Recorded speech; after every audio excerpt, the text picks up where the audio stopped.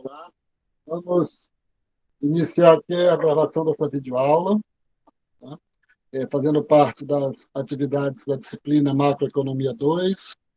Hoje, nós vamos abordar aqui, dando sequência àquilo que já vimos no encontro passado.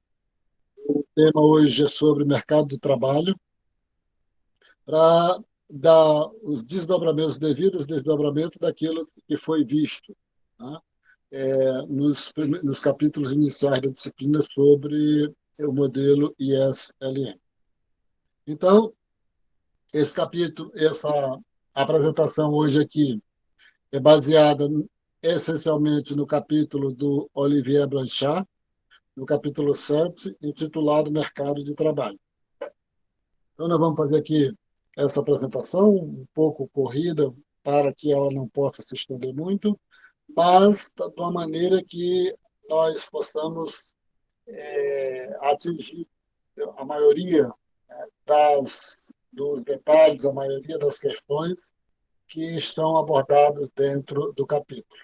Eu vou depois fazer uma outra apresentação com esse mesmo tema, utilizando outro livro, só um pouco para facilitar a questão de notações e para que os alunos possam, né, ir se adaptando com as possíveis, né, diferenças que tem de notações de um livro para o outro. Então, vamos lá. Já, como foi falado, né, que o título aqui é Mercado de Trabalho, e ele inicia, né, esse capítulo, primeiro fazendo uma devida observação de que parte significativa do que foi visto até agora se tratava de analisar as flutuações econômicas de curto prazo, né, de curto prazo. E aqui vai em busca de fazer uma transição do curto para o médio prazo. Do curto para o médio prazo. A gente não fala no longo prazo, tá? Porque, em última instância, o longo prazo não trabalha com as questões de flutuações econômicas, trabalha essencialmente com a questão do crescimento econômico. Então, aqui, eu só fazer essa leitura, tá, da forma que está lá. O aumento da demanda, empresas aumentam a produção. Uma produção maior leva a um nível de emprego maior. O nível de emprego maior leva a uma taxa de desemprego menor. Uma taxa de desemprego menor leva a salários mais altos. Salários mais altos elevam o custo de produção, levando as empresas a elevar os preços. Preços maiores levam os trabalhadores a reivindicar salários mais altos, que levam a novos aumentos de preços e assim por diante. Eu coloquei mais essa longa e um pouco longa notação, né, do livro, por quê? Porque ele diz o seguinte, né, que o, no momento que, né, os salários, né, aumentam, modificam também os preços, e essa é uma diferença essencial do curto para o longo prazo, né, porque no curto prazo trabalha-se com a hipótese de que os preços da economia, eles são rígidos, né? Basicamente isso, tá? Mas, por outro lado, eu também coloquei para verificar aquelas tradicionais, né, conexões que tem, né, de aumentou a demanda, aumenta a produção, aumentando a produção, aumenta o emprego, que aumentando o emprego reduz a taxa de desemprego, etc. Tá entendendo? Reduzindo a taxa de desemprego, aumenta os salários, aumentando os salários, aumenta os preços. Então, isso é uma coisa que muito, né, daquelas pessoas que fazem, que realizam análises, né, diárias que aparecem nas televisões fazendo análise, aí tem uma utilidade maior. Tá? Então, eu queria começar com essa parte aí da, dessa situação, e aí a gente vai propriamente dito para dentro do capítulo, né, do Blanchard, que ele é dividido, tá, em algumas sessões, né, de 5 sessões, né? A noção geral sobre o mercado de trabalho, o foco, né, do desemprego, determinação do salário, determinação dos preços, equilíbrio do mercado de trabalho e taxa natural de desemprego. Interessante aqui que todo esse linguajar que vai ser utilizado aqui, todas as informações, vão ser relacionadas com a economia dos Estados Unidos, porque o manual é feito por eles e eles utilizam essencialmente. Eu vou colocar aqui um parênteses sobre a questão do Brasil, é, que ajuda um pouco, mas não atrapalha nada utilizar as informações e o que acontece na economia dos Estados Unidos.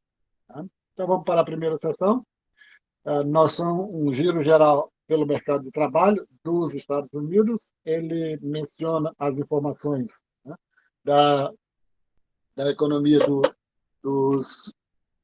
Ele menciona as informações, né, da economia dos Estados Unidos para ter uma ideia da magnitude do mercado de trabalho nos Estados Unidos. Aí ele coloca a população, né, da população você tira, né, da população total, você tira uma parte, né, da, que ainda não está dentro do mercado de trabalho, que é a população, né, abaixo de 16 anos, aí sobra, né, 247 milhões de pessoas na população civil disponível em idade ativa. Então, aqueles de 16 anos para cima estariam em idade ativa nos Estados Unidos. Essa população em idade ativa, ela se divide entre a força de trabalho e a população que está fora da força de trabalho. O que serve aqui, basicamente, para análise é a força de trabalho, que no caso brasileiro tem um nome muito específico, né, de PEA, população economicamente ativa. A força de trabalho, né? Aí a força de trabalho, propriamente dita, é dividida em empregados e desempregados. E essa é uma informação interessante, né? Porque no Brasil você tem a PE, né? A população economicamente ativa, aí, e você tem os empregados, você tem os desempregados e também você tem aquelas pessoas que faz parte da população economicamente ativa, mas é, são considerados, né, os desalentados, fora, né, da, do conceito de desemprego. Mas, de certa forma, está dentro da PE, né? Porque você pergunta a, a, quem vai aplicar o questionário pergunta: você está desempregado? Você está empregado? Não. Procurou emprego no último mês? Procurei. Então você está desempregado. Se perguntar: você está desempregado? Não. Procurou emprego no último mês? Não. Então você não está dentro da categoria de desempregado. Aí eu coloquei aqui só essas informações em relação ao Brasil, que especificamente aqui, né, dessas informações trimestrais, né, a quantidade da população desempregada, né, como na última informação, do trimestre analisado, né, de junho, julho e agosto, a taxa de desemprego do Brasil é de 13,2%, né, informação informada há 3 dias. Então, como você tem a quantidade da população que está desempregado, tem a taxa de desemprego, né, e tem, na última linha vermelha, a quantidade de desempregados, então, como para chegar à taxa de desemprego, a quantidade de desempregados fica no numerador e e tem um resultado, né, de 13,2, significa que é fácil saber a magnitude da população economicamente ativa, né, que aí seria o denominador. Né? Quantidade de desempregados dividido pela PE dá a taxa de desemprego. E aí é interessante, né, só como uma informação bem específica. Antes da pandemia, a população economicamente ativa brasileira estava em torno de 106 milhões de pessoas. Já aqui nos últimos 2 meses, agora precisamente eu não sei a quantidade, teria de calcular aí, né? 13 milhões, 13,656 dividido pelo número, né? Chegaria a esse 13 aí, a gente saberia a quantidade exata da população economicamente ativa. Mas o que eu quero dizer é que, antes da pandemia, a PEA brasileira estava em torno de 106 milhões. Ao longo da pandemia, ela foi reduzindo e ficou próxima a 100 milhões, né? Por uma série de razões, né? Muitas pessoas se retraíram, né, da, das atividades do mercado de trabalho e passaram e essas pessoas, né, deixaram de ser contadas como parte, né, como membros da população economicamente ativa. Coloquei aqui só para fazer um parênteses, tá, que a gente vai dar sequência agora no linguajar do Blanchard. No caso específico aqui, né, uma taxa, né, das informações que eu já tinha mencionado para o caso do Brasil, né, a taxa de desemprego reflete, né, duas realidades bastante diversas. Então, no caso do Brasil aqui, de 13, quanto está a atual taxa de desemprego? 13,2. Né? Ele vai dizer o seguinte, né, uma dada taxa de desemprego pode refletir duas realidades bastante diversas. Pode refletir um mercado de trabalho ativo, com muitos desligamentos e muitas admissões, né? No caso do Brasil, necessariamente, né, a gente pode dizer que você tem uma situação de muitas admissões, né? Porque senão ela estaria, né, voltaria para um pouco para a parte mais histórica do Brasil, uma taxa de desemprego ali próximo de, vamos dizer, a média dos últimos 6 anos, 5 anos, próxima de 10%. Né? Nós já estamos aí acima de 13%. Também pode refletir, né, um mercado de trabalho esclerosados, com poucos desligamentos, poucas admissões e um contingente estagnado de desempregados.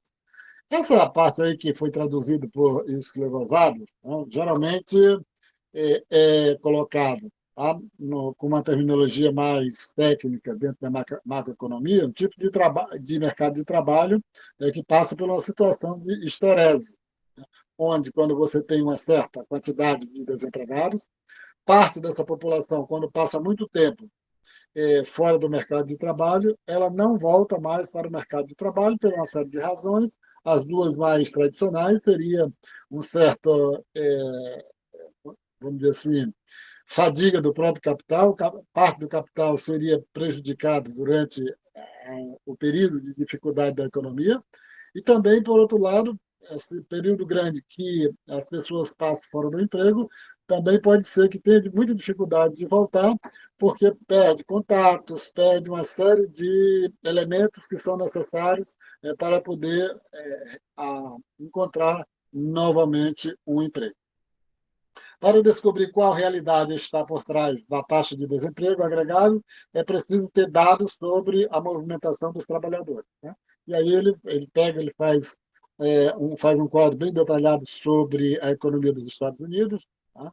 E aí eu coloquei aqui só como tipo de curiosidade, né? E especificamente como ele sintetiza esse conjunto grande, né, de informações, né? Se a pessoa desejasse ter um conjunto, né, de ligações, de interligações entre as informações para ter uma análise completa, né?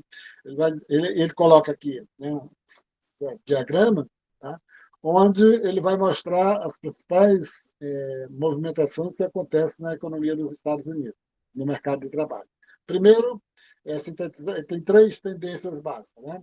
Os fluxos de trabalhadores que entram e saem dos empregos são muito grandes, né?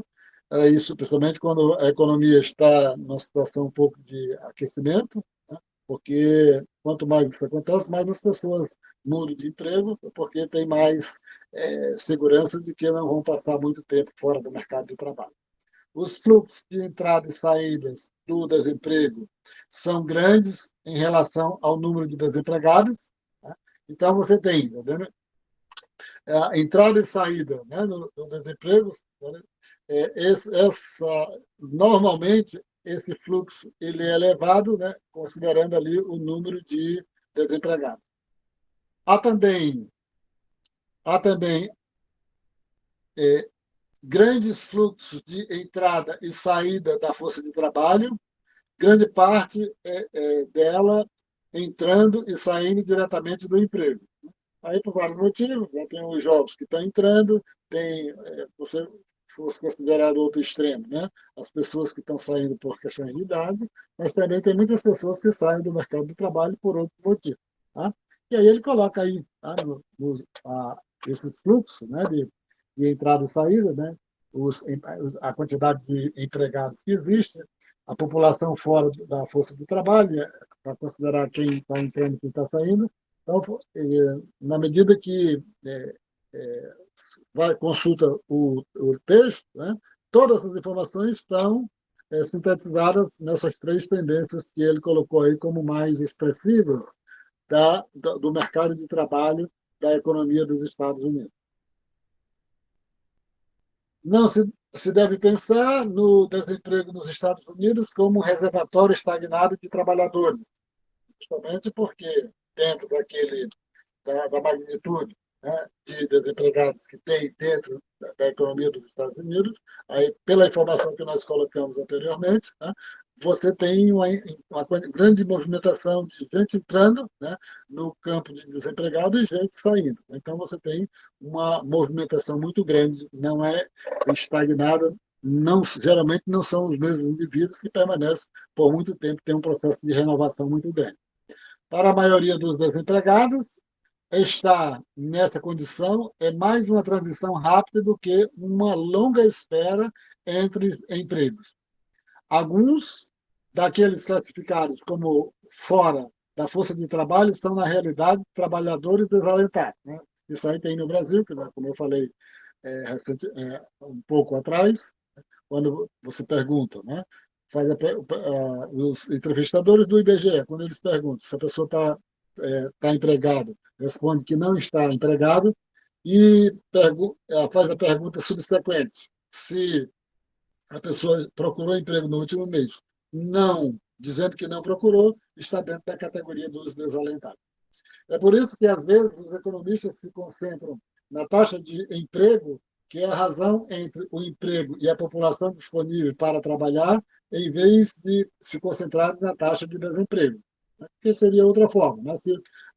Se você hoje tem uma taxa de desemprego em torno de 13,2%, você pegasse essa quantidade aí, né, 100 menos essa quantidade aí, você teria uma taxa de emprego, né, correspondente à diferença de 100 para a taxa de 13,2. Colocando que tem essas vantagens, porque pelo fato, né, na categoria dos desempregados, tem muita gente que não está empregada que não é considerado desempregado. E aí ele coloca aqui a questão da taxa, né, das flutuações da taxa de desemprego nos Estados Unidos, a partir, né, de 1948 até 2014. Né? Claro que um gráfico, numa extensão temporal dessa magnitude, você passaria muito tempo tendo possibilidade de fazer muitos comentários. Mas o que é que ele chama atenção aí? Ele chama atenção que cada vez que você tem essas flutuações da taxa, né, do aumento da taxa de desemprego, você tem uma situação na qual você tem algo parecido com uma recessão. Né? Então, você tem aí essas partes, não sei se dá para ficar nítido aí na tela de vocês, principalmente quem está com o celular, tem algumas partes achureadas aí. Né? Então, essas partes aí correspondem mais ou menos a alguma dificuldade pela qual a economia passou. E sempre correspondendo, tá, que nesses momentos a taxa de desemprego, né, estava elevada. Aí a gente coloca aí alguns momentos, né, como ali, vamos colocar nos momentos mais recentes, né, que chamam mais atenção, 1982, né, que chama muita atenção. Depois você vê ali 91, 92 e 2001, né, a grande crise que ele teve em 2001, e depois em 2009. Então, e todos eles correspondendo, teve a sua correspondência na questão das dificuldades do PIB, da queda que teve no PIB. Eles fazem basicamente esse comentário a respeito dessa questão. Outro comentário que ele faz é que, como aí você pega uma taxa de desemprego como média anual, ele vai dizer que, às vezes, essa média não corresponde ao que aconteceu dentro de um ano. E aí ele menciona especificamente 1982, que teve uma determinada taxa de desemprego em 82, só que teve um mês específico, né? Por exemplo, né, se foi 9% de desemprego, a média de 82, mas só que teve um mês específico que foi 12%, foi 11%. Então, ele coloca só que esse processo de flutuação, às vezes, né, como trata-se de uma média, às vezes ninguém tem uma verdadeira dimensão do que aconteceu ao longo de um ano. Como as flutuações na taxa de desemprego agregado afetam os trabalhadores individualmente. E aí um aspecto interessante, né, que não é só para essa questão da macroeconomia particularmente, mas que a pessoa pode utilizar isso, né, como uma forma de você fazer outros comentários, além, né, uh, além da questão, né, do interesse macroeconômico propriamente dito.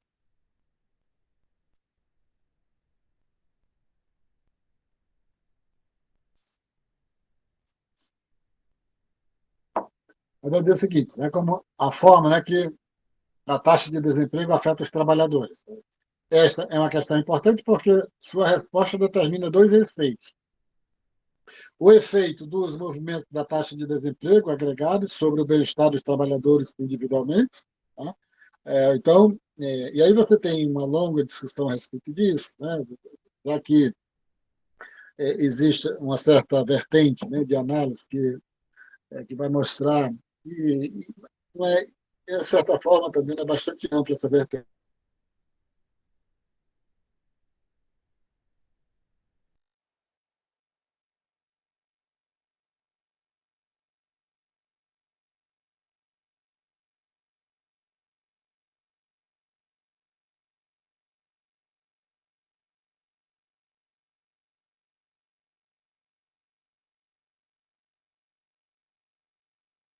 Não só material, tá, mas também no campo psicológico ou psicanalítico. Né? É claro que nem todo maluco, nem todo doido, né? Que a gente encontra por questões de desemprego. Né?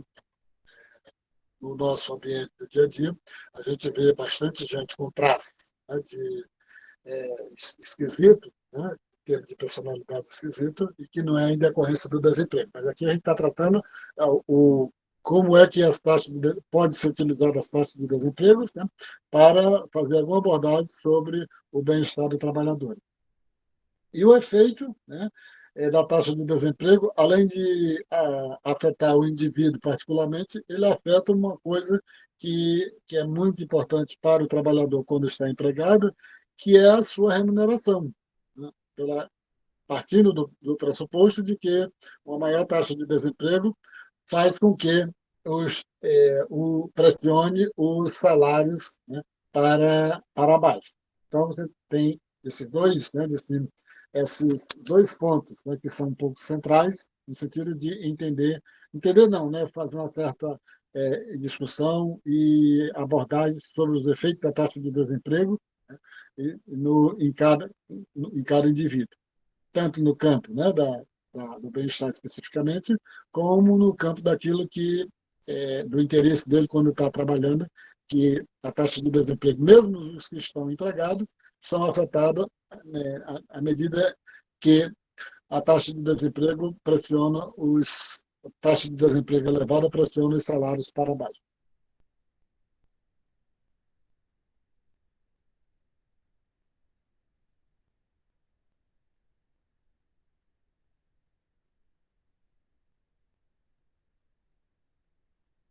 E aqui ele coloca mais duas informações, né? Taxa de desemprego e proporção de desempregados que encontram emprego, né, nos Estados Unidos no período de 1996 a 2014. E é interessante, né, que a, cada, cada um, né, a taxa de desemprego está no eixo da direita, né, e o percentual de trabalhadores, né, o pessoal de trabalhadores desempregados que encontram emprego está, tá vendo, no eixo esquerdo.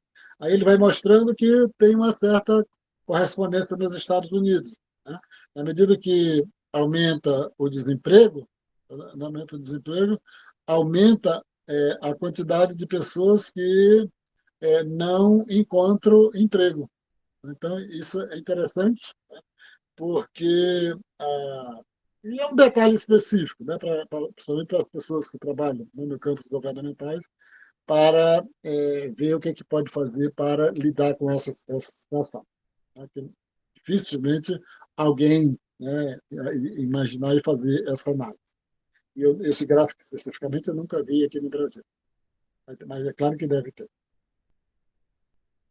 Movimento do desemprego, né, quando o desemprego é alto. Então, aqui, né, já saiu daquelas informações gerais, aqui já estamos noutra sessão, e essa sessão já vai um pouco afunilando para o que nos interessa aqui. Né? Ah, movimento do desemprego. Quando o desemprego é alto, a situação dos trabalhadores piora em dois aspectos. Os trabalhadores empregados se defrontam com uma maior probabilidade de que venham a perder o emprego, e aí, naquela tela, né, na antepenúltima, antepenúltima não, né? Na penúltima tela, quando estava fazendo, como é que a taxa de desemprego afeta os indivíduos. Tá? Então, aqui já tem uma informação mais específica, mais particular. Quando a taxa de desemprego aumenta, os trabalhadores vão ficando mais com receio, ficando mais preocupados, porque a probabilidade deles perderem o emprego é muito elevada. Os trabalhadores desempregados se defrontam com uma probabilidade mais baixa de encontrar emprego. Então, os que estão empregados têm a probabilidade maior de perder o emprego, e aqueles que já estão, e aqueles trabalhadores, né, que estão desempregados têm maior dificuldade de encontrar emprego. Ou, que é equivalente, né, esperam permanecer mais tempos desempregados, já que vão ter uma maior dificuldade de encontrar um emprego. Aí ele coloca aqui, né, a taxa de desemprego e taxa mensal de desligamento do emprego, é um gráfico parecido com aquele anterior, né? É um gráfico específico, né? É o que eles também caminham, né, muito parecido, né? Mas você tem o aumento, né, da desligamento, vai aumentando também a taxa de desemprego e vice-versa. Agora aqui que eu quero fazer a passagem, que todas as informações que foram feitas até agora, né, elas são interessantes, né, porque a gente cobra essa parte também, mas aqui é o que nos interessa, porque daqui para frente nós vamos carregar para outros capítulos, que é o primeiro ponto, determinação dos salários.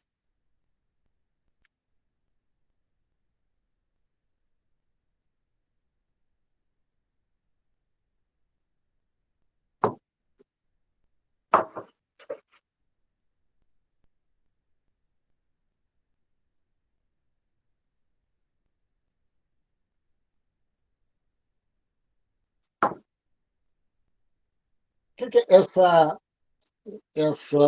essa seção aqui, ela é central? Porque, além de ela ser carregada para outros assuntos subsequentes, ela também vai servir, né, dentro desse próprio capítulo, para entender a, a última sessão. Para entender a última sessão. Então, pegando assim de uma forma bastante curta essa unidade aqui, né, essa seção aqui, determinação de salários. Então, quando os fixadores de salários eles vão, né, estabelecer um determinado nível de salários para os trabalhadores, né, o que determina esse nível de salários, né, que vai ser fixado? Os salários são fixados, né, de várias maneiras. Primeiramente, ele vai fazer uma discussão sobre a questão das negociações coletivas. E aí, é, essas informações são interessantes, até pelo fato dele é, ele registrar lá o grau de organização dos trabalhadores nos Estados Unidos, comparando com outros países, etc., né? Mas eles vão ele vai mostrar, tá vendo, um pouco nessa parte, tá vendo, é, de, de preparação, né, de contato, né, dos trabalhadores com as empresas, né, como é que se dá esse encontro. Né? Primeiro é pela questão, né, é por meio da negociação coletiva. E essa negociação, como nos Estados Unidos é muito baixa, né, mas aí ele vai mostrar algumas nuances, alguns detalhes dentro dessa questão. Né? Atualmente, menos de 10% dos trabalhadores norte-americanos têm seus salários fixados por acordos coletivos de trabalho. As negociações quase sempre são entre as empresas e os trabalhadores, tá? E não entre entidades empresariais e entidades dos trabalhadores. Então, como devido ao baixo nível de organização dos trabalhadores dos Estados Unidos.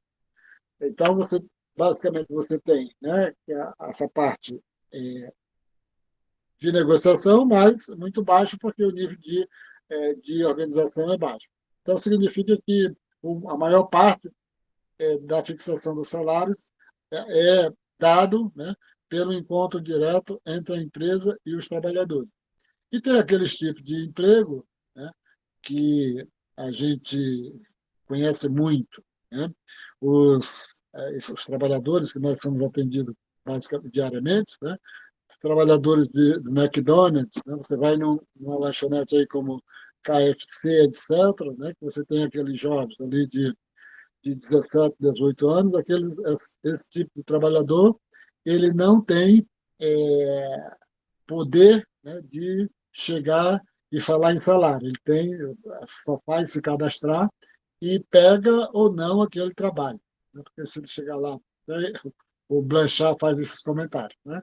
Se ele reivindicar alguma coisa, ele é a grande possibilidade de ser demitido, porque a quantidade de gente cadastrada para ir trabalhar no lugar desse tipo de trabalho é imensa. Né?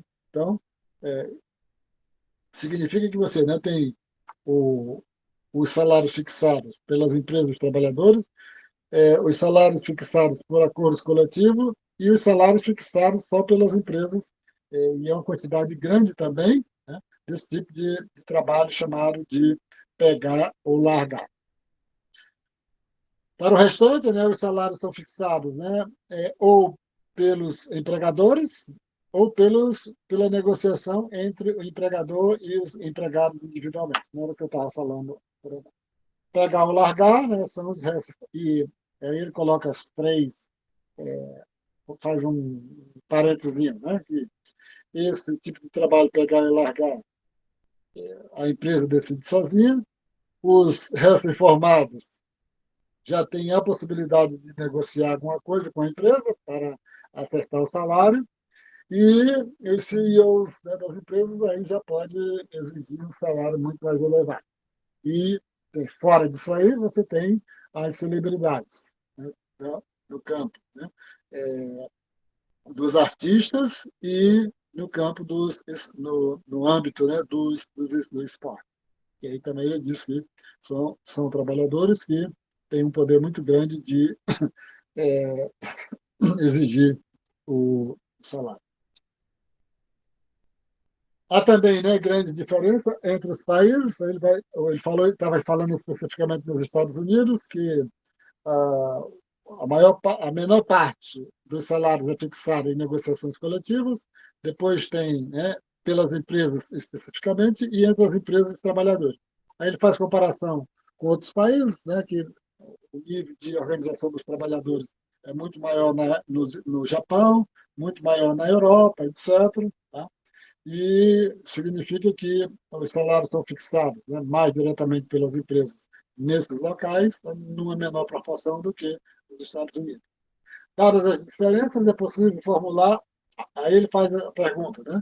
Você tem essas diferenças, etc., mas é possível ter uma teoria geral da determinação dos salários? Né? E aí ele vai dizer que é possível fazer existir, né, uma teoria geral na determinação dos salários. Como é que os salários são determinados?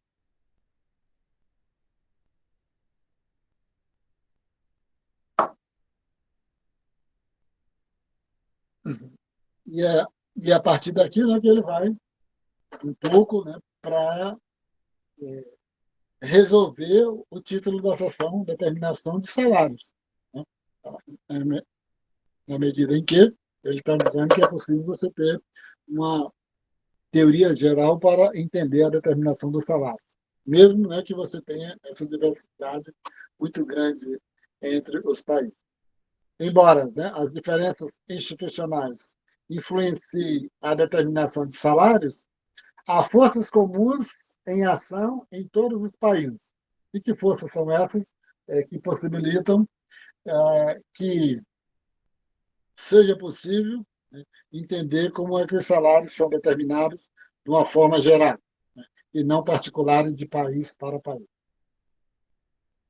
Então, vai dizer o seguinte, né? Dois conjuntos de fatos, né, que se destacam nessa situação.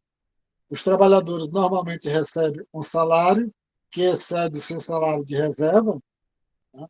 O salário que poderia torná-los indiferente entre trabalhar ou permanecer desempregado.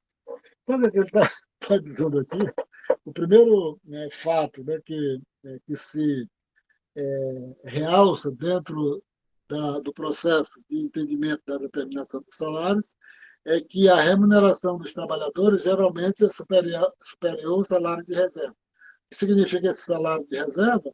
Né? Esse salário de reserva é aquele salário que é indiferente para o trabalhador ir trabalhar ou ficar desempregado, né? Aquilo que ele entenderia, né, como que fosse o suficiente para ele, tá vendo, ir trabalhar. E que seria um pouco parecido com o conceito, né, de salário natural do Adam Smith, né? Mas aqui, como depois de tantas mudanças, né, de tantos avanços, né, na teoria econômica, ele já passou a ser chamado de salário de reserva. Não sei se empiricamente, né, para é, regiões, né, como a nossa, né, que tem uma fragilidade muito grande, né, se, se os trabalhadores, né, recebem todos eles, né, esse salário de reserva ou recebem acima desse salário de reserva ou, né, estão dispostos a receber qualquer salário. Segundo ponto, né, os salários normalmente dependem das condições de trabalho, do mercado de trabalho. Quanto menor a taxa de desemprego, maiores os salários. Então, o primeiro ponto que ele diz que, só relembrando, né, o primeiro ponto que ele diz que é muito marcante na determinação do salário é que geralmente os trabalhadores recebem acima do salário de reserva, aquele salário que os torna indiferentes, né, entre trabalhar ou permanecer desempregado. E o segundo é que, entendeu? Normalmente, né, os salários dependem das condições do mercado de trabalho. Quanto menor a taxa de desemprego, em tese, seria maiores os salários. Ao contrário, né, quanto maior a taxa de desemprego, menores seriam os salários. Então, essas são duas informações, né? Duas informações, não, são os dois aspectos, né, básicos, né, que vai utilizar aqui, né, como parâmetro central para o entendimento de como os salários são determinados. A base, né, do salário de reserva e as condições do mercado de trabalho. Para pensar, né, sobre o aumento, né, da taxa de desemprego, por exemplo, né, os economistas racionam,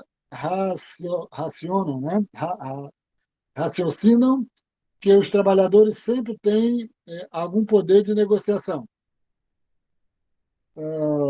Mesmo, né, na maioria das vezes, que os trabalhadores têm algum poder de negociação. E segundo, né, que as empresas podem desejar remunerar acima, né, do salário de reserva. Então, ele está dizendo o seguinte, que, em tese, se você imaginasse que você tivesse numa situação de absoluta concorrência perfeita, né, num mundo que não fosse o mundo da economia real, né, um mundo de plena economia de concorrência perfeita, aí você não teria muito o que imaginar que os salários iriam ficar naquele nível muito próximo do salário de reserva. Mas ele está dizendo, tá vendo? é que vai ser constatado que, geralmente, os trabalhadores, né, têm um salário maior do que se possa imaginar que fosse próximo do salário de reserva. Aí ele vai dizer é, por que que isso acontece. Pela ideia de que, hipoteticamente, sempre os trabalhadores têm algum poder de negociação. E segundo, é que, do lado das empresas, interessa para as empresas remunerar acima do salário de reserva, tá vendo? E pelo fato, né, que a gente vai ver mais lá na frente. Então, e muitas vezes não interessa para as empresas é, remunerar os trabalhadores igual aos outros, porque ela tem medo de perder esse determinado tipo de trabalhador, porque esse trabalhador já está treinado, etc. Tá? Então, isso faz com que um dos motivos de explicação, tá? Junto com a ideia do poder de negociação que os trabalhadores têm, que o salário esteja um pouco acima do salário de reserva. Então, vamos seguindo aqui. Primeiro, quando ele falou, referente à possibilidade que os trabalhadores têm, independente da situação, tem algum poder de negociação.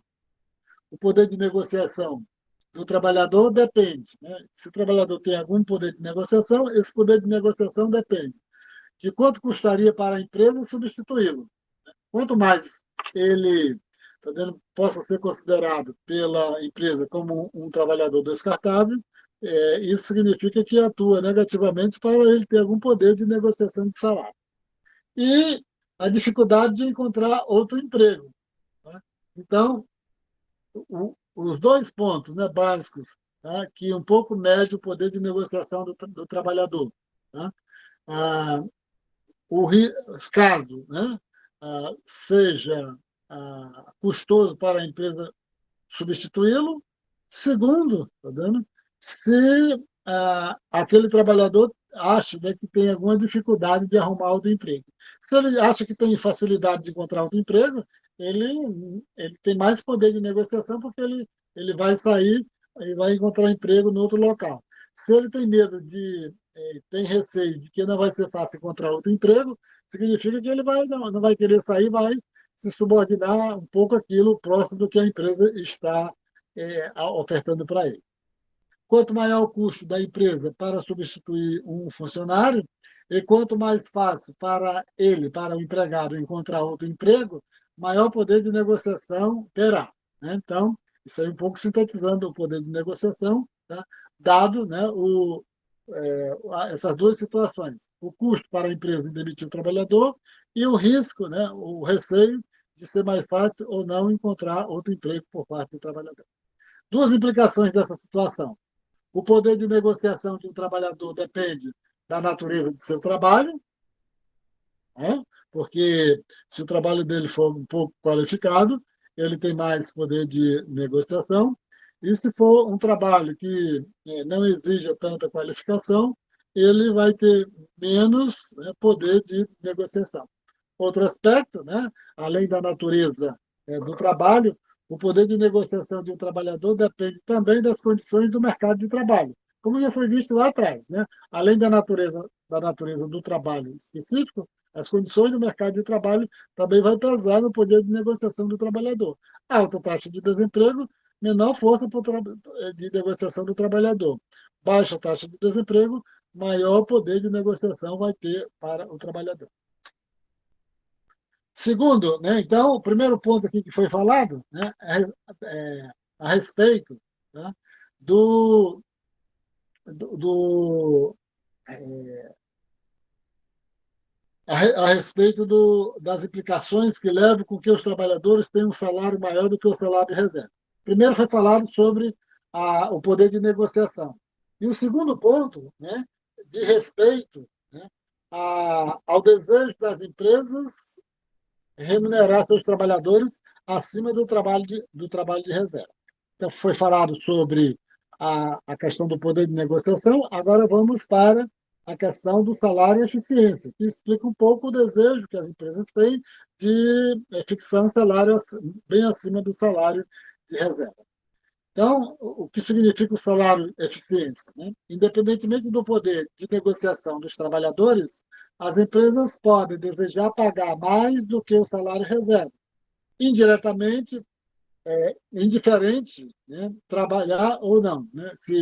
Por que isso? Né, que as empresas têm interesse, né, em pagar um salário acima do salário reserva, né, explicado pela ideia do salário eficiência. Né? Por quê? Elas podem desejar que o funcionário seja mais produtivo. Então, aquela ideia, né, de se eu pagar acima do salário de reserva, esses trabalhadores não vão se motivar para sair da empresa e vão permanecer mais tempo na empresa. O fato de permanecer mais tempo na empresa, eles vão se beneficiar, a empresa vai se beneficiando do processo de aprendizagem do tempo que o trabalhador está desenvolvendo suas atividades dentro da empresa. Né?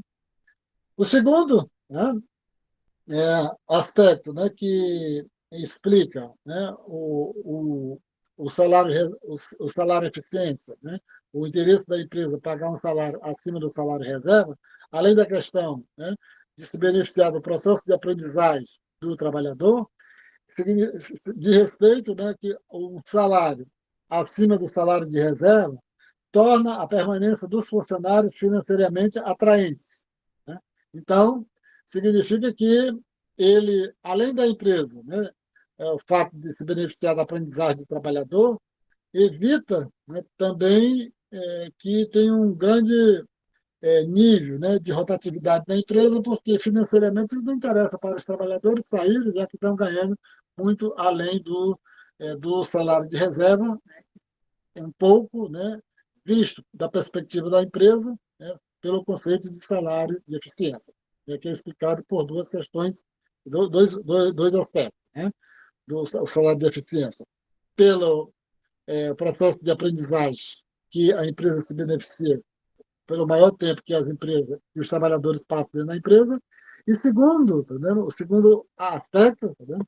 De respeito de respeito à, à redução, né? À medida que paga um salário maior, a redução da rotatividade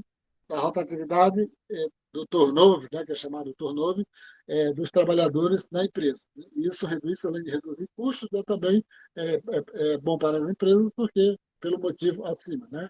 De melhorar o processo de aprendizado dos trabalhadores e também aí vamos também naquele fato que subjetivo, né, de que os trabalhadores se sentiriam mais com um nível de bem-estar melhor, à medida que ganhariam mais e teriam uma produtividade maior. A empresa deseja, né, que seus funcionários se sintam bem, né, com o salário de eficiência, né, assim como as teorias baseadas na negociação. As teorias do salário e eficiência sugerem que os salários dependem tanto da natureza do emprego, né, se exige mais qualificação ou menos qualificação, quanto das condições do mercado de trabalho. Né? Se maior taxa de desemprego, menor taxa de desemprego. É, E aí tem dois, né, pontos, né, específicos, né, que ele faz ainda alguns comentários que de respeito à questão, né, das empresas de alta tecnologia. Geralmente, as empresas de alta tecnologia não têm muito interesse de que exista um turnover muito grande de empregados né,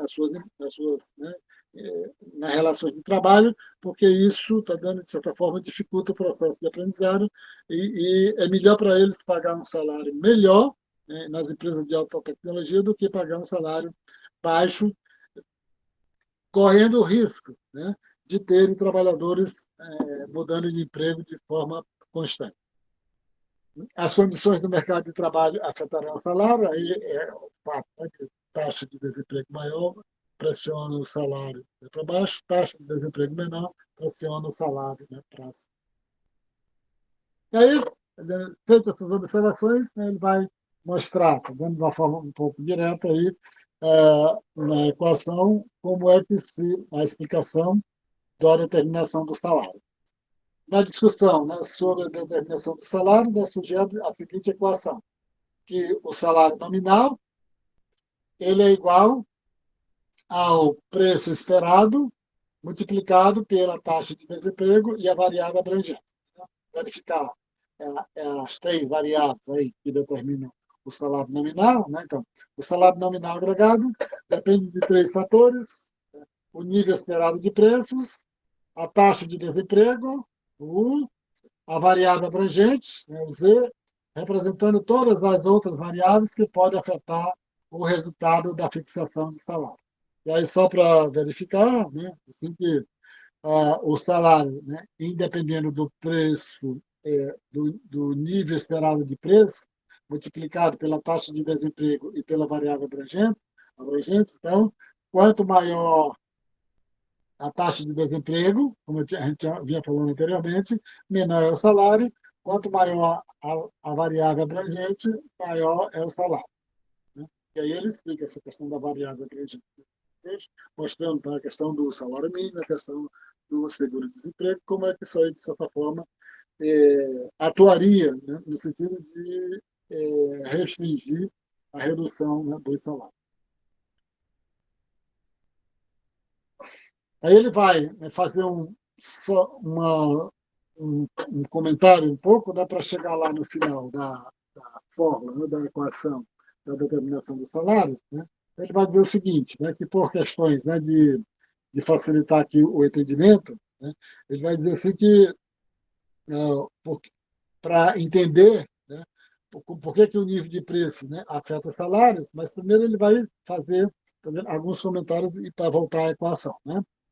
Independente se é o nível esperado ou se é o nível efetivo de preço, né? Por que ele influencia nos salários? É claro, né, que ah, como o nível de preço da inflação, a gente sabe que aqui eu estou fazendo só um parênteses, né, e comentando um pouco de forma adjacente no texto, a inflação geralmente faz com que você tenha uma pressão no sentido de reajuste de salário leva a reajuste de preço. Tá? Que os salários também são um preço. A resposta é que tanto os trabalhadores quanto as empresas se preocupam com os salários reais e não nominais. Para um pouco entender, ele vai explicar aqui um pouco, né, para por que o nível de preço, né, ele influencia a determinação do salário. E como é que a gente entende que o que importa, tanto para os trabalhadores quanto para as empresas, o que importa é o salário real e não o nominal? Ela diz assim, os trabalhadores não se preocupam com quantos dólares vão receber, mas com quantos produtos podem comprar. Então, vamos dizer assim, não importa se ele ganha um determinado valor nominal, né, o que está dizendo aqui, o que se ele compra uma determinada cesta de bens hoje, o trabalhador tem interesse de comprar daqui 1 ano, daqui 2 anos, daqui 3 anos, tá vendo? A mesma cesta de bens. E não, ele está preocupado no valor nominal do que ele vai ganhar, mas de continuar ganhando uma determinada quantidade que possibilite ele comprar essa mesma cesta de bens. Da, do mesmo modo, as empresas não se preocupam com os salários nominais que elas pagam para os trabalhadores, com os salários nominais, né? Mas com os salários nominais que pagam em relação aos preços dos bens que elas vendem. Tá? Então, ela tem um salário que ela paga para os trabalhadores. Isso aí, por si só, não é o que interessa para ela. O que interessa para ela é esse valor aí desse salário que paga para o trabalhador comparado com o preço que ela está estabelecendo, que ela está fixando para os seus produtos. Tá? Porque, entendeu? Se ela não comparar isso, tá? Significa que ela vai ou ganhar mais ou ganhar menos, tá vendo? Se ficar só preocupada com o nível de salário nominal. Né? Ela pode até reduzir, né? Reduzir vamos dizer assim, pagar mais, né, para os seus trabalhadores, mas, ao mesmo tempo, o preço que ela está fixando para os seus produtos é um preço também elevado. Então, isso aí não vai ter muita importância. Aí vai dizer, ela pode pagar baixo para os seus trabalhadores, isso não importa tanto, né? Ou não importa tanto para elas, né? E até está dando o contrário ao interesse dela, se esse salário baixo for acompanhado de preços baixos de seus produtos. Então, aí ele continua aqui falando, né, no nível esperado de preço, né, se os trabalhadores esperam que o nível de preço, o preço dos bens que compram, vá dobrar, eles pedirão que o salário nominal dobre. Aquela ideia de que os trabalhadores não estão preocupados com o nível nominal, né, do salário que ele recebe, tá? Mas eles estão observando, tá, o nível de preços, tá? Porque se o nível de preço que eles vislumbram, né, no próximo ano, tá, for muito elevado, significa que o interesse deles é aumentarem, tá? Aumentar ah, a, a exigência, né, para que as empresas paguem um salário maior para poder corresponder ao mesmo, tá vendo, salário real que eles ganhavam num determinado período, e querem ganhar o mesmo, né, na perspectiva de que, tá vendo, o nível de preço esperado vai aumentar. Se as empresas, também no caso das empresas, né, se elas esperam que o nível de preços, o preço de bens que vendem, vá dobrar, elas estarão dispostas a dobrar o salário dos trabalhadores, né? Porque não vai fazer muita diferença. Portanto, se tanto os trabalhadores quanto as empresas esperam que o nível de preços vá dobrar, eles concordarão em dobrar o salário nominal, mantendo o salário real. Então, só para aqui, né, voltando, repetindo aqui a fórmula, né, que o salário nominal, né, é igual ao preço esperado, o nível esperado de preços, mais taxa de desemprego e mais a variável abrangente. Colocando aqui, né, que não importa muito aqui a questão do nível de preço, né, se é imaginando que ele seja igual, o nível de preço efetivo esperado seja igual, o que interessa aqui para as empresas, né, para os trabalhadores, é o nível de salário real, tanto para as empresas como para os trabalhadores. Os trabalhadores, porque se o salário nominal reduzir, né, ou seja, os preços aumentarem, eles vão querer um salário maior. As empresas, da mesma forma, as empresas, se o nível de preço aumentar, elas concordarão em aumentar o salário dos trabalhadores. Porque os salários dependem do nível esperado de preços, em vez do nível de preços efetivo, né? do preço efetivo. Isso, principalmente, aí ele explica bem isso, né, no texto, né, mas principalmente porque, como os salários, né, eles são fixados, né, para um ano ou 2 anos, né, significa que todo mundo está interessado como será o nível de preço daqui a um ano ou daqui a 2 anos, né, e não o nível de preço efetivo que você tem hoje. É porque os salários são fixados em termos nominais, né, e no momento em que são fixados, ainda não se conhece o nível de preço relevante, aquele, né, que vai vigorar daqui a um ano ou daqui a 2 anos, quando finalizar a vigência daquilo que estão acordando, fazendo o contrato agora. Muitas vezes os salários são fixados antecipadamente, né, antecipadamente, baseados no que se espera, como será o nível de preços no horizonte delimitado. Então, o primeiro que foi visto, né, foi a questão dos preços, do nível de preço, da variável de nível de preço. Agora, é, fazer as devidas observações sobre a taxa de desemprego como um dos determinantes, né, do salário. E foi visto aí, né, devido ao entendimento, né, do nível de preço, o que interessa tanto para as empresas como para os trabalhadores é o salário real. E aí, como é que a taxa de desemprego afeta, né, o salário, né, dos trabalhadores? Outro fator, né, que afeta o salário agregado na equação é a taxa de desemprego, né? Ela está expressa aí por U, né? Porque desemprego em inglês é U e eles colocam, né? Geralmente as letras, né, têm essa correspondência de, da palavra em inglês. O sinal de menos sob o U indica que o aumento da taxa de desemprego diminui o salário. Aí ele faz pouco comentário, está vendo? E é um pouco direto, né, mostrando que taxa de desemprego maior vai fazer com que você tenha níveis, né, de salários menores, principalmente porque a taxa de desemprego é um dos componentes que afeta o poder de negociação dos trabalhadores. E aí, no caso da taxa de desemprego, quando mais alta, afeta reduzindo o poder de negociação dos trabalhadores e faz com que ele tenha um efeito negativo. Né? Outros fatores, né, que é o Z, chamado variável abrangente. A terceira variável na equação é o Z, é a chamada variável abrangente, que representa todos os fatores que afetam os salários, dados o nível esperado de preços e a taxa de desemprego. E ela está colocada em positivo. É claro que você poderia muito bem, além da taxa de desemprego, você ter outra variável que atuasse negativamente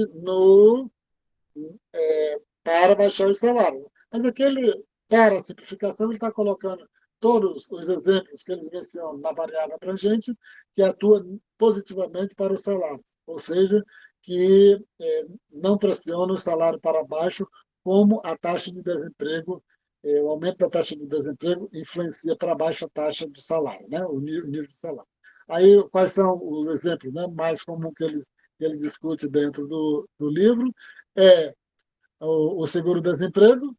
O seguro-desemprego faz com que, já que o trabalhador está trabalhando, perde o emprego, tem o seguro-desemprego, e isso faz com que ele não vá tanto se preocupar em aceitar qualquer emprego menor. Né? Ele passa aquele período recebendo, né, o seguro-desemprego, e isso faz com que amortecesse um pouco, né, a redução do nível salarial, a existência, né, por si só, do seguro-desemprego. Salário mínimo é outro fator que eles dão como exemplo, etc.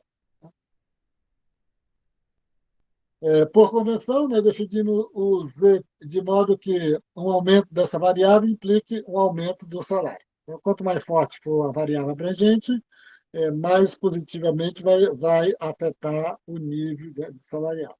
É fácil pensar em outros fatores, né?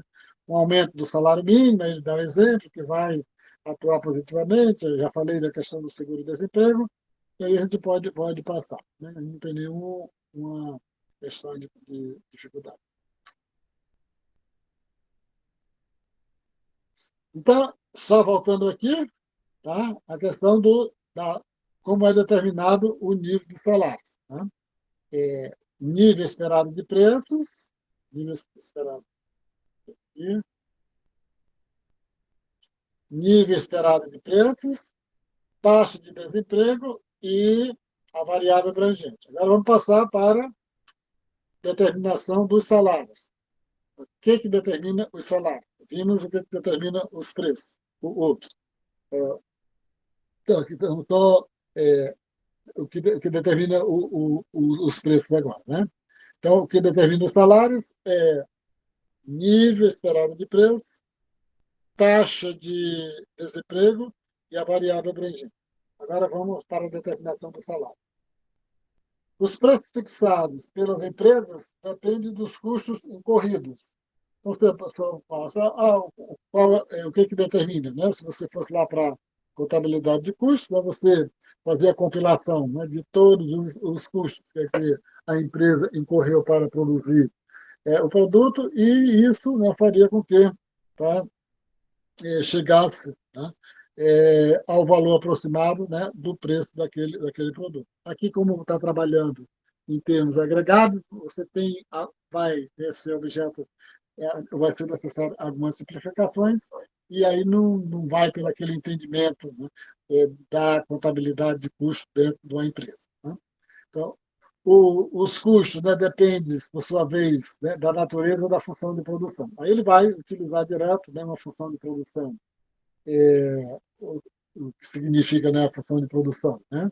É, a, a produção, né, de uma determinada empresa, etc., ela é função, tá, daquele recurso, né, disponível, né, capital, trabalho, tecnologia, etc. Então, se para ela produzir, né, uma tonelada de um determinado produto, ela precisa, né, de uma quantidade de trabalho, de uma quantidade de matéria-prima, etc. Aqui, tá vendo, vai ser simplificado. Né? Você vai ter apenas um fator de produção, né? Podemos escrever a função de produção como o produto, né? a produção, o Y, ele é igual a N. Né? O N é a quantidade, né, de trabalho que é usado pela empresa. Então, aí já tem uma grande limitação, porque está informando que a produção a produção aí ela depende só de um fator de produção. A realidade é totalmente diferente, mas, como eu falei, aqui nós vamos só para o processo de entendimento de determinação dos preços. O Y, né, é o produto, o N é o nível de emprego e o A é a produtividade, né, do trabalho. Né? Ou seja, que estaria captando a questão da tecnologia, etc. E aí ele vai logo dizendo o seguinte, né, vamos considerar que esse A, né, seja constante e que o que vai fazer com que mude, né, a produção é a variação no nível de emprego. Né? Você mudar o N para cima, a quantidade de produção muda proporcionalmente. Variar o N para baixo, capacidade. Então, vai ser descartado o A aí de forma para facilitar o entendimento. Esse modo de escrever a função de produção implica que a produtividade do trabalho, o produto por trabalhador, seja constante e igual, né, ao A. Então, a produtividade sendo constante, né, a gente pode descartar igual ao constante, né, igual ao A, pode descartar o A e fica basicamente a produção é igual, né, a função de produção, né, Y é igual a N, implica que o custo de produzir uma unidade adicional do produto seja o custo de empregar um trabalhador adicional. Né? E ah, a ideia, né, do trabalhador adicional, né, que você tem a produção marginal, né, que o custo marginal. Você adiciona um trabalhador, vai pagar aquele trabalhador, então o custo marginal de produção, o custo de produzir uma unidade adicional do produto é igual a W. Isso, né, é interessante porque a gente está verificando o seguinte, né, a gente viu lá, né, a questão da determinação do salário do trabalhador. Já está verificando aqui, né, que esse percurso que está sendo visto, né, para o entendimento da determinação dos preços, né, é que o salário também está um pouco envolvido, embora ele não esteja aqui de início, né, dentro da equação, mas a própria terminologia já mostra que o salário está dentro, né, da discussão aqui da determinação dos preços.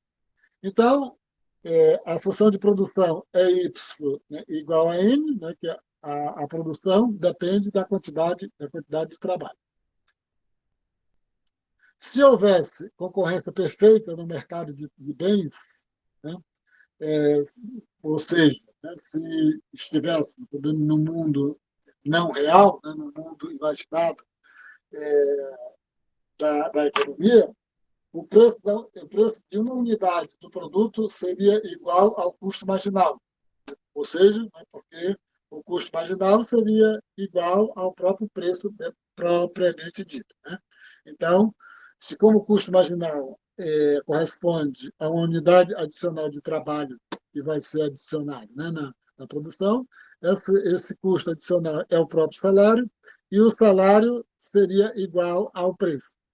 Entretanto, a realidade econômica mostra que a maioria dos mercados de bens não são competitivos. As empresas cobram um preço maior do que o seu custo marginal.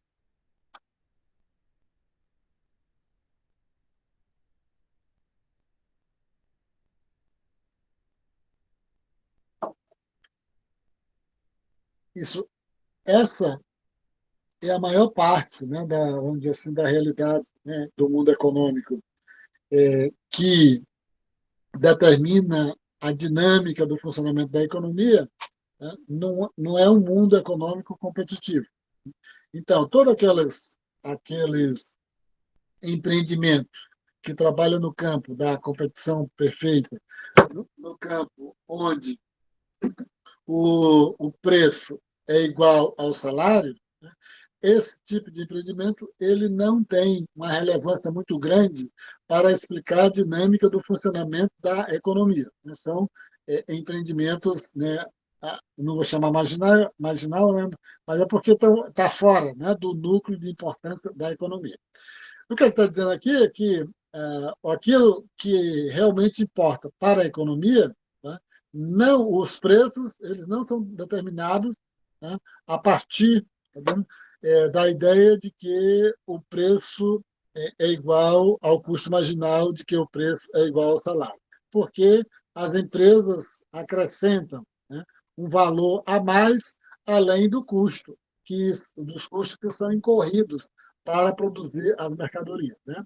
Então, as empresas cobram um preço maior do que o seu custo marginal.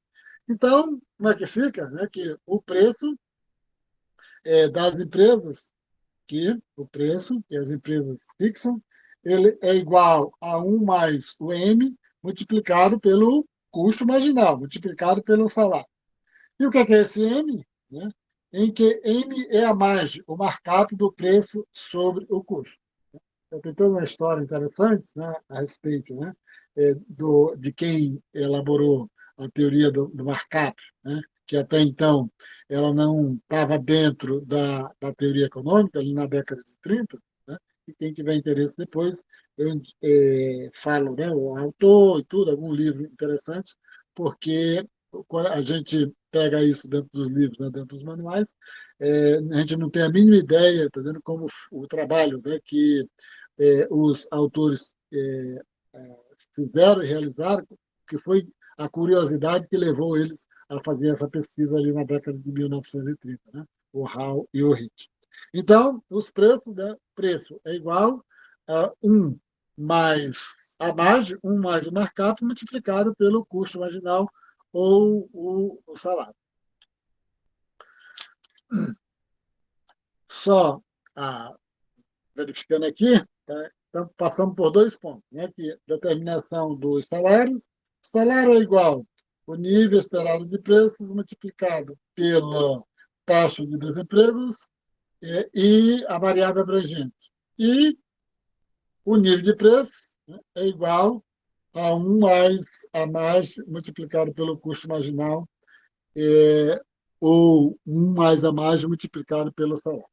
Feito isso, a gente vai para o conceito mais importante que tem hoje dentro desse capítulo, né? Porque a partir desse conceito, né, tudo que tiver, né, nos textos à frente de macroeconomia, nos capítulos à frente, vão levar essa discussão sobre a taxa natural de desemprego, sobre a taxa natural do produto, sobre o produto potencial, etc. Então, é importante isso porque, até então, até o momento que não existia esse conceito dentro da macroeconomia, prevalecia essencialmente, né, as análises em torno ali da discussão do modelo ISLM keynesiano, etc.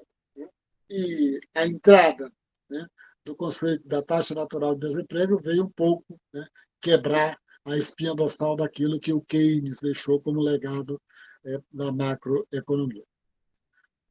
Então vamos ver como é que ele chega na ideia da taxa natural de desemprego, né?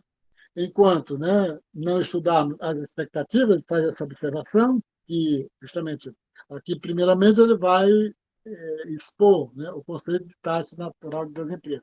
Mas o que interessa, basicamente, aqui é mais, né, a ideia das expectativas, propriamente dito, do que, do que o conceito importante de taxa natural de desemprego de forma isolada. Como não está aqui, tá vendo? Ele deixa a observação, tá?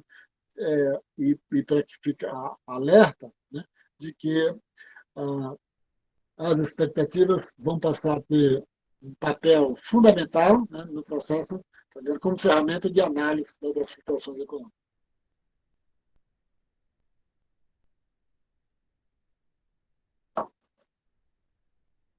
A primeira discussão que ele faz, né, que é a relação de fixação de salários. Relação de fixação de salário. A gente viu como os salários são fixados. E o que interessa aqui, tá?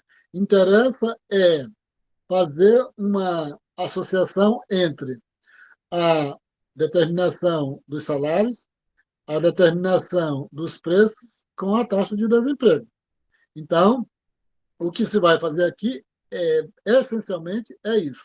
Foi visto separado a determinação dos salários, foi visto separado a determinação dos preços, e agora o que vai chamar a atenção aqui, fazendo como é que faz essa relação entre a determinação dos salários, que os salários, né, são iguais ao nível de preço esperado multiplicado pela taxa de desemprego multiplicado e a variável abrangente. Determinação dos preços, que é igual a 1 mais a margem, 1 mais o markup multiplicado pelos salários, ou seja, multiplicado pelo custo marginal. E agora, como é que a gente associa a fixação dos preços com a fixação dos salários com a taxa de desemprego? Isso é que vai ficar, tá vendo, numa única relação para dar o entendimento de taxa natural de desemprego. Primeiro ponto, né, que ele vai, relação de fixação de salários, né, que já foi visto. Aí ele vai fazer algumas adaptações, né, um pouco para, né, poder preparar a situação para juntar fixação de salário, fixação de preços e com a taxa de desemprego para estabelecer a ideia da taxa natural de desemprego. Dada a hipótese de que os salários nominais dependem do nível de preço efetivo, em vez do nível de preços esperados, né, do nível de preço, do nível esperado de preços, então, tá vendo? Como o salário, né, depende do efetivo e não do esperado, né, é isso. Mas isso está dizendo o seguinte, como hipótese. Lá para frente, o que vai importar é o salário esperado. Aqui é que ele está um pouco, né, relaxando isso para poder explicar a relação do salário dos preços com a taxa de desemprego. Então, fica o nível de salários é igual o nível de preço efetivo, em vez do nível de preço esperado, multiplicado pela taxa de desemprego e a variável abrangente. Dividindo ambos, né, os lados, né, pelo nível de preços, temos, né, que W dividido por P e o, o P, né, dividido, o P multiplicado pela, pela taxa de desemprego e a variável abrangente dividido por P, elimina o de cima, né? Elimina o P de cima e embaixo e fica só a taxa de desemprego e a variável abrangente. Tudo que vai interessar, né, para fazer a relação. E aí, o nível de preços continuou mais do lado esquerdo, né? Porque o que interessa é o quê? Tá vendo? Interessa o nível, né, de salarial, tá? Real, e não o nominal. Então, o salário real é igual, tá vendo? Depende da taxa de desemprego e da variável abrangente. Porque você pegou o quê? Né? A determinação do salário multiplicado pelo nível de preço efetivo, a taxa de desemprego e a variável abrangente, dividiu ambos os lados por 2, ficou o salário real é igual. Tá vendo? Depende da taxa de desemprego e da variável abrangente. Aqui, colocando, né, que o salário real, né, depende da taxa de desemprego e da variável abrangente, né? Continuando com a questão que a taxa de desemprego atua negativamente e a variável abrangente positivamente, né? Quanto maior a taxa de desemprego, menor o salário real escolhido pelos fixadores de salário. Essa relação entre o salário real e a taxa de desempregos, né, vamos chamá-la de relação de fixação de salários, e é mostrado na figura a seguir. Só para ficar especificado aí. Tá?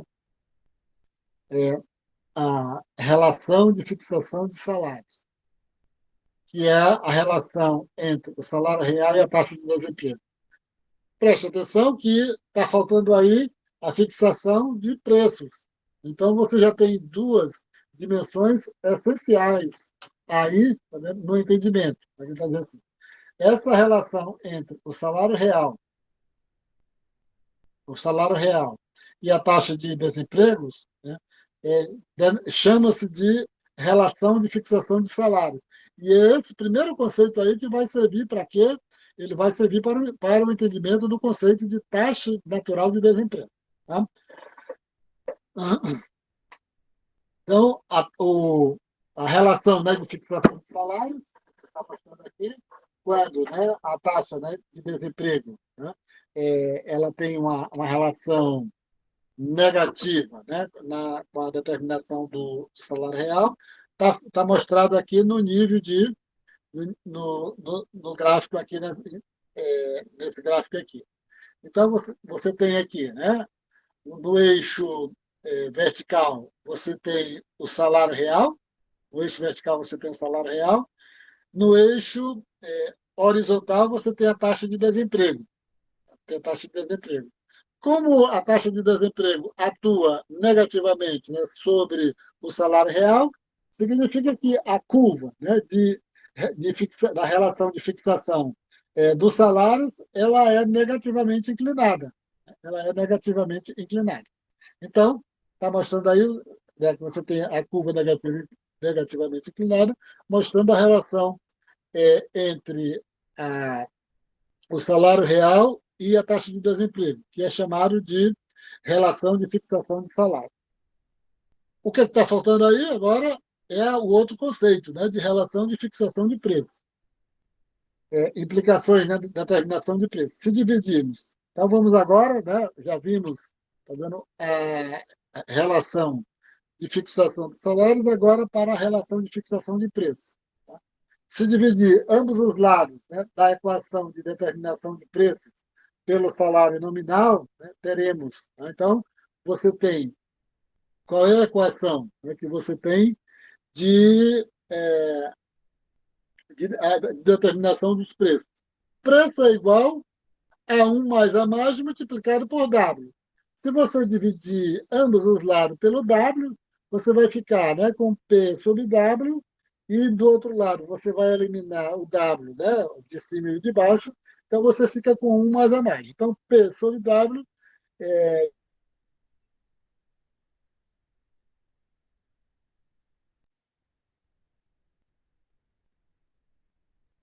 que eliminou o W de cima e o W de baixo. Então, a relação entre o preço e os salários é igual a 1 mais um mais a mais. Mas foi falado o seguinte: o que interessa, tanto para os trabalhadores como para as empresas, o que interessa é o salário real. Então, preciso adaptar essa equação que fique no formato expressando o salário real, e não a relação do preço sobre o salário. Né? A razão entre o nível de preço e o salário resultante do comportamento de fixação de preços das empresas, né, é igual a 1 mais a mais. Tem de adaptar agora, né, a essa equação aí, entendendo que foi a equação de determinação do nível de preço dividido ambos os lados por W, ficou P sobre W, entendeu? Então, a relação, né, do nível de preço e do salário ficou igual a 1 mais a mais. Mas ela não interessa aqui, porque o que interessa para a gente é o nível de salário real. Então, agora, né, você vai inverter, né, os dois lados da equação para obter o salário real. Porque, porque se ficar, né, o P sobre W não interessa, porque foi visto, né, lá no início do capítulo, o que interessa é o salário real e não outra variável, né, variável nominal.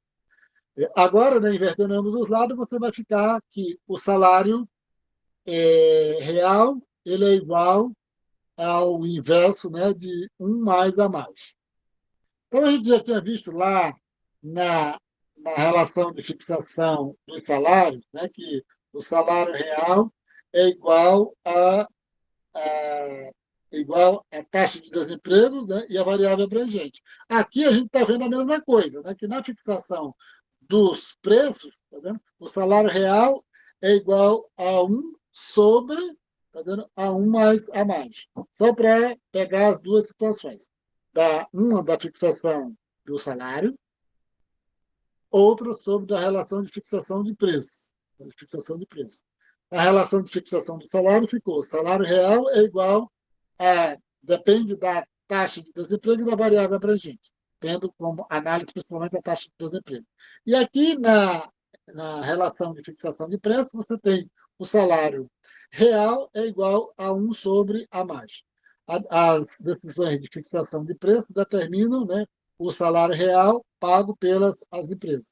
E o que sobrou aí, basicamente, né, para falar sobre a determinação dos preços, sobrou basicamente a margem, sobrou basicamente o markup, né? Ou seja, quanto maior o markup, significa que isso vai ter uma influência, né, no salário real, né? Quanto maior o markup, você vai ter um determinado impacto, né, no salário real. Quanto menor o markup, você vai ter outra influência diferente no salário real. Tá? Então, na determinação do salário, do fixador de salário, né? Então, o salário real, tendo aqui no lado esquerdo você tem o salário real, ele depende da taxa de desemprego. Na fixação do preço, né, tendo do lado esquerdo o salário real, o principal variável que sobrou aqui foi a margem, foi o markup. Então, tá vendo? Um aumento, né, da margem leva as empresas a aumentarem seus preços, dado o salário que tem que pagar. Tá? Então, se você tá vendo, possibilitar, né, que as empresas tenham alguma folga, dizer mais para aumentar mais, né, tem alguma folga para aumentar, né, a sua margem, significa que eles têm a possibilidade de aumentar os seus preços, né, no sentido para possibilitar também pagar mais salário. De modo equivalente, um aumento da margem leva a uma diminuição do salário real.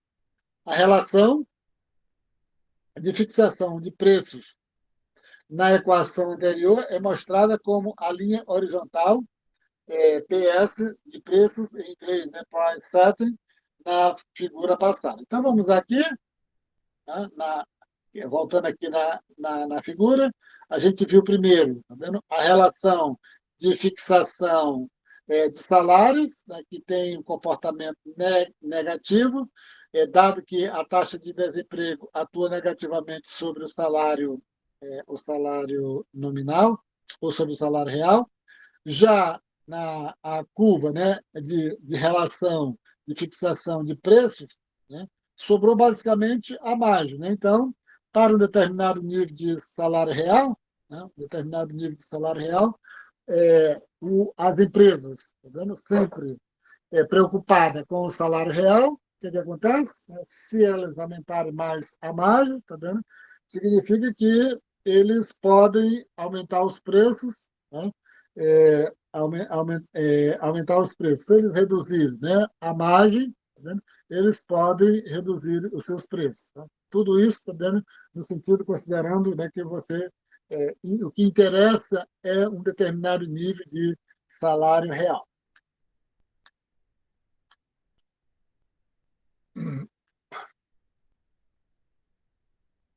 Dito isso, né, salários reais e desemprego em equilíbrio. E agora, né, chegando na ideia da taxa natural de desemprego. Como é que a gente chega na taxa natural de desemprego? O equilíbrio do mercado de trabalho requer que o salário real escolhido na fixação de salário seja igual ao salário real resultante da fixação de preço. Então, vamos lá. Quais são as duas categorias que nós vimos, né? Viu até agora? Determinação do nível de preços, determinação do nível de salário.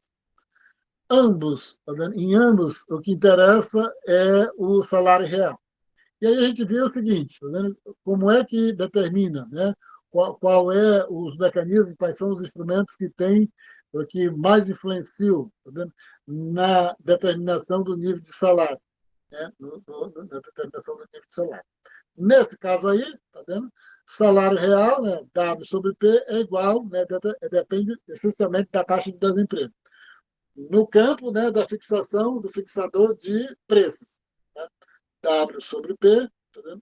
O que é qual é a principal variável que influencia a determinação do preço? É a margem, né? E aí ele vai dizer o seguinte, tá vendo? vai verificar agora para o mercado de trabalho, seja falando na taxa de desemprego, seja falando na taxa de emprego, seja falando no nível de emprego, no nível de produto. Então, vai dizer o seguinte, né? Ou seja, se você pode falar no nível de emprego ou de produto, porque a taxa de desemprego ela tem um impacto, né, no nível do produto. Né? Então, o mercado está em equilíbrio, né, o mercado de trabalho, quando os fixadores, o processo de fixação de preços, ele é igual ao processo, é igual à relação de fixação dos salários. Né? Podemos também escrever a taxa de desempregos de equilíbrios algebricamente, né? A taxa de desemprego algebricamente.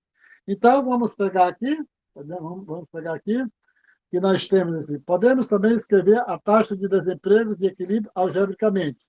Ela está dito aqui em cima, né? Está dito aqui em cima. Então, o F, o N, tá vendo? E a variável abrangente, o que é aqui? Tá vendo? Qual a novidade que tem aqui? Então, do lado esquerdo, deixa eu ver se eu coloco funções. Do lado esquerdo, nós temos, né, o lado da esquerdo lá da fixação dos salários. Né? W sobre P é igual, né, depende da taxa de desemprego. Aqui nós temos, em vez de o U sozinho, nós temos o UN. Né? Esse UN aí está dizendo que é a taxa de desemprego natural. Está falando da taxa de desemprego natural. Então, tá vendo? Aqui a gente tem do lado esquerdo aqui da equação, tá? Você tem o quê? Tá vendo? É o processo, né? A relação de fixação dos salários. Do lado direito, o quê? Tá? Você tem a relação de fixação dos preços. Né? Todos eles, né, tendo como referência o salário real. Então, se a gente pegar aqui só do lado esquerdo, W sobre P é igual, né, depende da taxa de desemprego e da variável abrangente.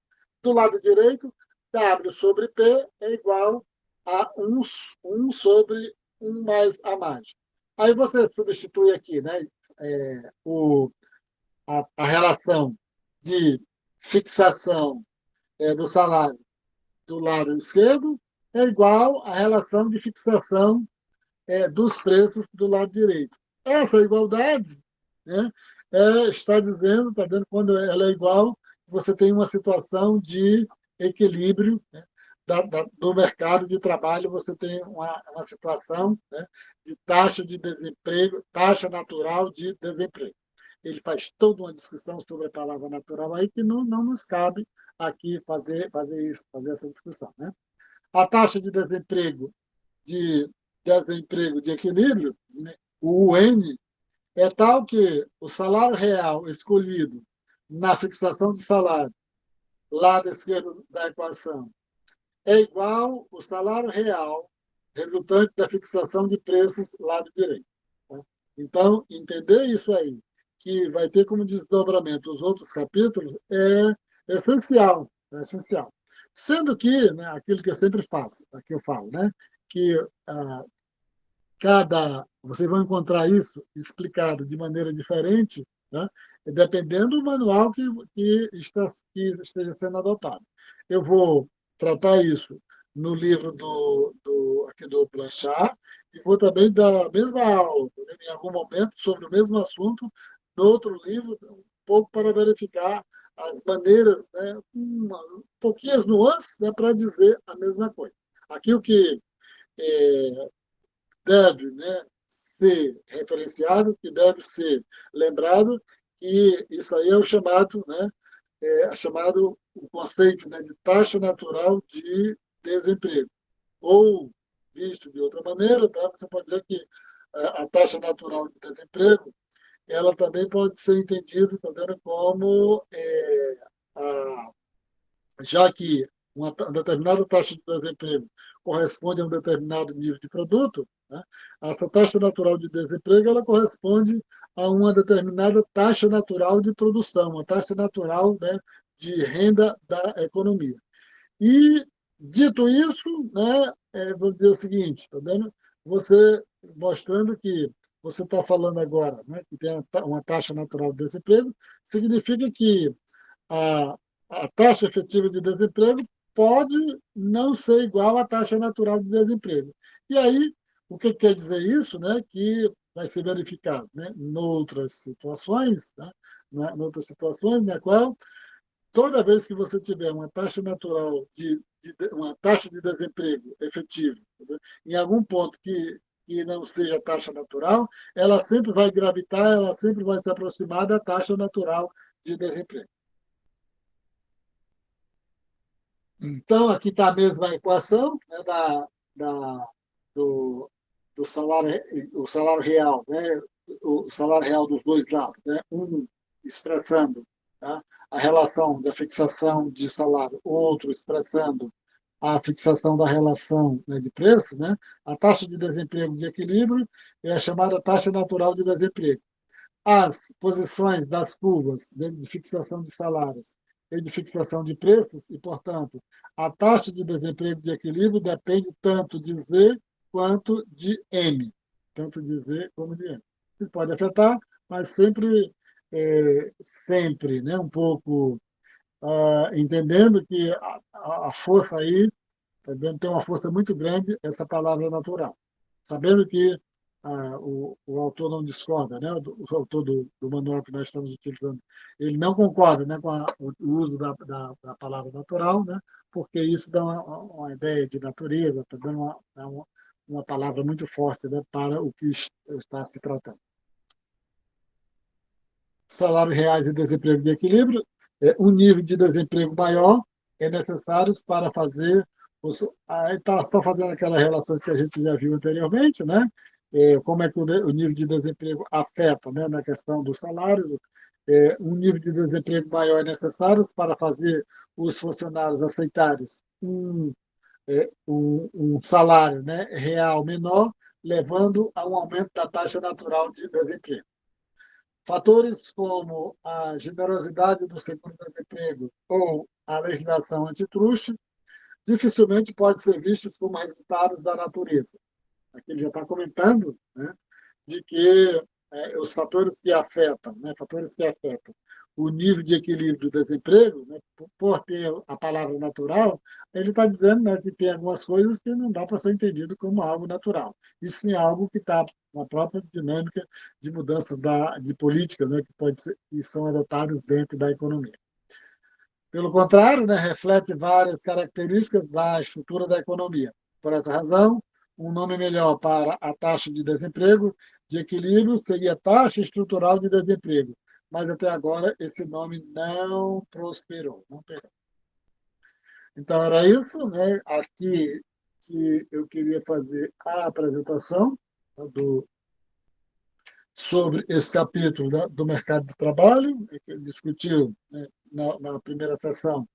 Ele discutiu algumas informações gerais, né, sobre o mercado de trabalho dos Estados Unidos, depois como é que o mercado de trabalho se movimenta e, em seguida, abordou, né, os principais determinantes, né, do processo de determinação do salário, da questão da negociação, etc.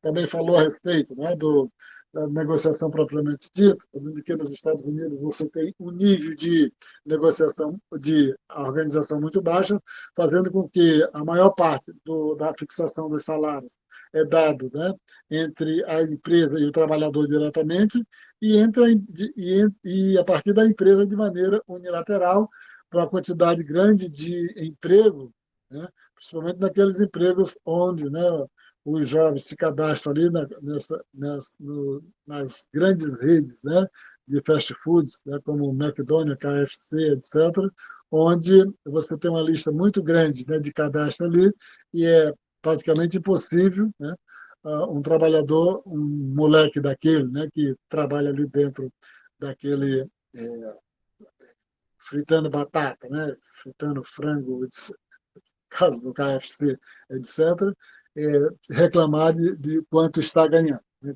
É o tipo de emprego pegar ou largar.